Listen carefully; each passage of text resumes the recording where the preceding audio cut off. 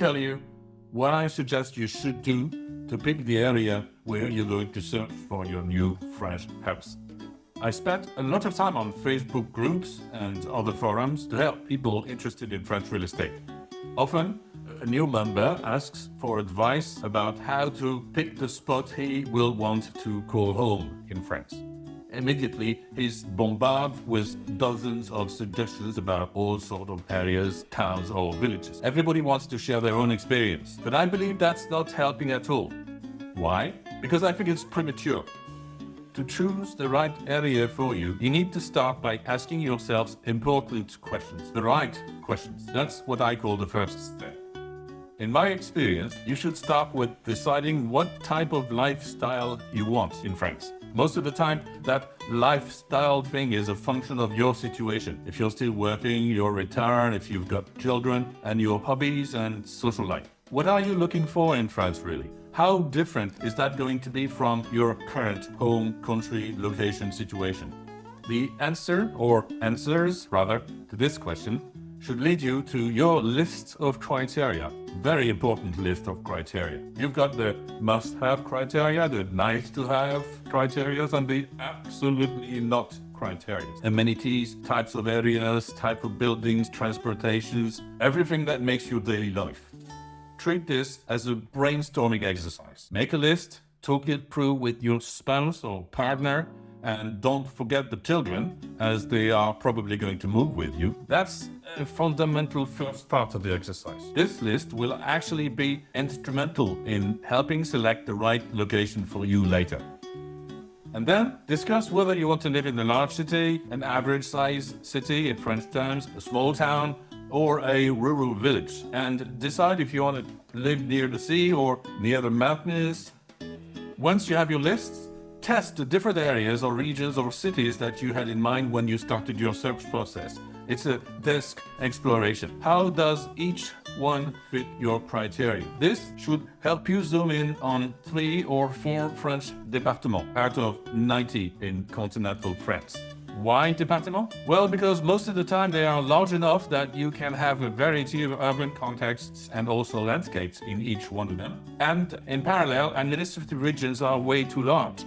You've got 5 départements in Brittany, 12 in Nouvelle-Aquitaine, and 13 in Occitanie in the south of France. Focusing on département is much more productive, in my opinion, because it forces you to learn about them in the first place, as well as access considerations, motorways, airports, train stations, and weather patterns as well.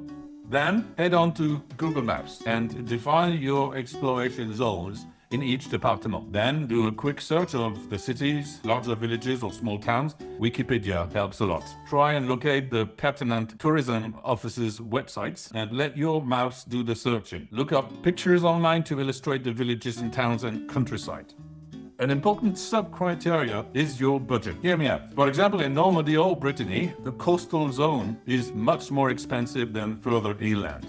To illustrate, the same 150-meter longère, which is a typical converted farmhouse in moving conditions in Brittany, can cost about 200,000 euros in central Brittany and well over 650,000 with a sea view. So if you can't spend more than, say, 350 or 400, I guess it's not really worth your time to explore famous coastal towns like Deauville or Honfleur in Normandy.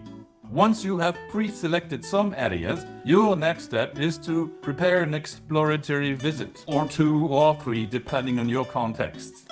Using your criteria, you should prioritize and organize your tour, during which your objective should be to visit as many places as possible, to get the feel to sit down at a cafe's terrace and ask yourself, would we live here? And you have to do it the most efficiently because your time budget is also limited. Obviously, it's not the same if you are staying for a week or 4. Then you've got to do the planning. In my experience, you will need half a day to explore properly each village or town which you've chosen to explore. So plan accordingly. And you need to take into account the driving times between areas and you getting lost possibly, or else you can just drive through some villages. That's less efficient, but it's a function of the time you have at hand. And sometimes, even if you have the time, you won't feel like stopping at all because, well, it doesn't feel right.